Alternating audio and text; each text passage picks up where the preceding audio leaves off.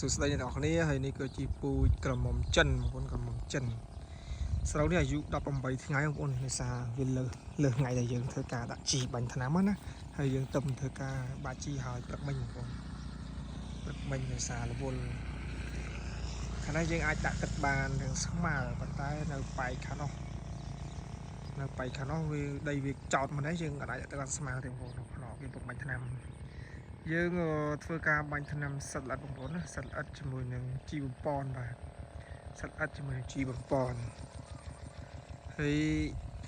ជាក់ស្ដែងថ្ងៃនេះយើងពិឃាតបងប្អូននេះពិឃាត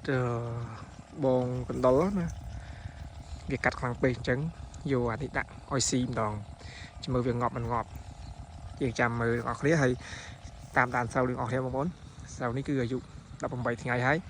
យើងจะមើលបន្ទាប់ពីយើងបាញ់ថ្នាំហើយគឺមានការប្រែប្រួលអ្វីខ្លះនៅរយៈពេល4-5ថ្ងៃក្រោយបងប្អូន